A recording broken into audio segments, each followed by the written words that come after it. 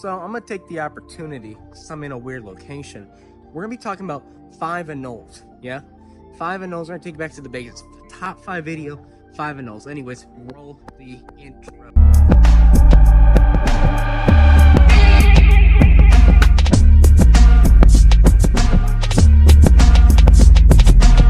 Pretty much what I meant by that is that over here at Royal Anoles, if you may have noticed, a couple of the recent videos haven't been up to the super cool quality that I like to call myself. They've been a little lackluster simply because there's been a lot of things going on. Building new cages, cages going up, cages getting the missing system redone because I want to get it more efficient and better. Redoing certain cages right there. Still need to do that one more.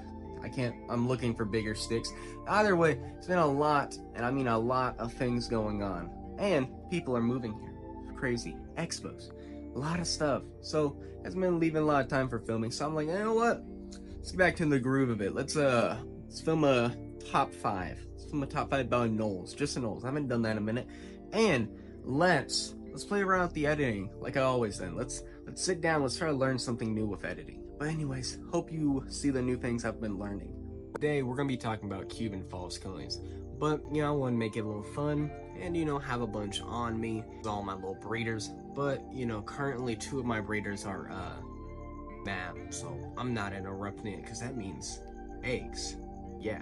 But this is gonna be our showgirl day, Patty, my favorite of them all. As you know, Cuban false chameleons are a lizard, you know, specifically to be an anole. Guys, to anyone new, they are anoles. That is all way native to Cuba, be more exact, Western Cuba. And quite interestingly, if you know anything about anoles tend to be kind of flighty, and they just don't really like hanging out around people. When it comes to Cuban false chameleons, and we'll talk about this later in the video, well, they don't seem to obviously care. I mean, look at my little buddy right here. Well, look at my little lady buddy. She's almost, it's like almost having a crested gecko out. They don't really care as much. They're chill. They don't get to a crazy big size. I mean, just look at her, guys. She's a little girl. You know, they're amazing animals and make wonderful pets. And if you're ever interested in watching them, first off, may I just say, after you get them settled in, after a month or maybe 2 of them living with you, they really turn into a different animal. Especially if you have their cage real well designed with a lot of smaller sticks, which they prefer, and, you know, a bunch of plant coverage. They really turn into a different animal, and they can be somewhat variable. Like, notice how this, you know, doesn't have a lot of pattern. Then notice how this one has a bit more. Notice how much bigger her crest is. Notice how theirs aren't as big. They have slight variabilities, and if you want to spend the extra money and get something a lot more rare, you can get some of their cousins, essentially. Like Porcus, Grami, red throats, you know, they're related. Just different parts of the island they come from Cuba. A lot more rare. I have some. But anyways, let's go to the next one. Now, this is Anolis douglaris and another anole from Western Cuba. These guys are actually not as docile as the ones we just talked about down there, which is my Cuban false chameleons. They're a little bit out of the box, of definitely a lot more bitey, a little bit more shell-shocked, a little bit more scared of people. But as you see, if you sit down and work with an individual, oh, calm down, I'm trying to have you run from my hands, not hold you. If you sit down and work with an individual, they really can, cool? They can mellow out a good bit. See? Okay. Do you want to go back in your cage? Okay, I'm trying to show everyone how cool y'all are. Get back in there. Bye-bye. But they're a pretty cool animal, and once you sit down and work with them, they become kind of docile to the point where I'm able to do this, all this other stuff, and they're just a super cool species. I love that girl. She was a birthday gift from my friends. Yeah, such a cool animal. But, you know, super cool animal, native to Western Cuba, but some of the reasons that these guys are a little more obviously distrusting of folk is that, well, they're more considered to be more anole-like in behavior, because these are crowned giant anoles. You know, they're kind of the king of their home. You know, these guys are going to be at the top of the trees of Cuba, and they're going to come down preying on things below them and being preyed on by things above them here and there. But they can definitely hold their own, and they're a really neato species. Can I get away with a touch? Get away with it and get bit. But, you know, super interesting anoles. If you work with them, they really do mellow out. And when I say this, when they're babies, they are neon green. If the guy who bought the loots from the other video where I'm talking about selling stuff is in the comments, well, they can vouch. This one is another anole from Western Cuba. Is everything from this video gonna be from Western Cuba? No. Will it? Maybe. We'll find out. We're gonna figure it out. We're gonna figure it out. Editing camera. Figure it out. But, you know, what's going on here is that obviously it's not in my hand. Why? Because they're a smaller anole, with smaller anoles tend to be more flighty, more skittish, and they're like, oh, Cameron, why don't you stand in front of the cage? And it's because they're in a temp cage. Quarantine period, dog. Their big boy cage is sitting out in the living room, doing some final touch-ups before it goes right over here. I also just don't want to go over there, set up the camera stand, set up some okay lighting, and do all that. Super interesting species. They're, like I said earlier, they're from Western Cuba, and I've had them, well, maybe a week or two by now, and I acquired a female. So I'll be breeding them soon, guys. Woo! And things I can note is that these guys are obviously, from the quick glance, males look a lot better. They are bigger, they have better looking colors on average, and there's a blue beauty female right there doing weird stuff. I swear to God, they never want to eat when you feed them, but when they see everyone else eat, they want to eat. So I had a little theory in my head, guys, about if anoles from Western Cuba may just be a little bit more tolerable to people and just our general bullshit.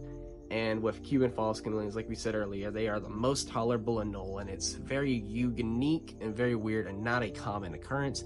Then with Lutoglaris, they're definitely meaner out the box, but I mean, I mellowed my group out in like a month or two, and I know a lot of people who mellow all theirs out, where with Blue Beauties, they literally are working with them for a year, and they're still bitey assholes. I mean, that lady right there she hates me. And I was like, do more anoles do this? So after getting the Western Cubans, I obviously wanted to watch them to make sure they're doing well in their quarantine period. And I noticed that they don't really seem fearful of my existence. Like where I had my ferreus in their quarantine period, they would run around and disappear because I got too close. These guys, I sit in front of their little quarantine area, and guess what they do? They stare right back at me. I'm like, okay, let's see what we could do once you're on the real cage. And I'm excited to do that and sub, because that'll be its own video later. Quick question, did any of y'all realize that the whole part I never mentioned their name? But if you did, here is a cookie, because I sure didn't either. But anyway, their common name is the Cuban cliff anole. The scientific name is on the screen because the AI won't be able to say it. This anole we're talking about is Anolis ferreus. The reason they're not in my hand and we're not directly in front of them is because it's a really awkward space, if you can't tell. And I'm working on that. We talked about earlier in the video. Remember.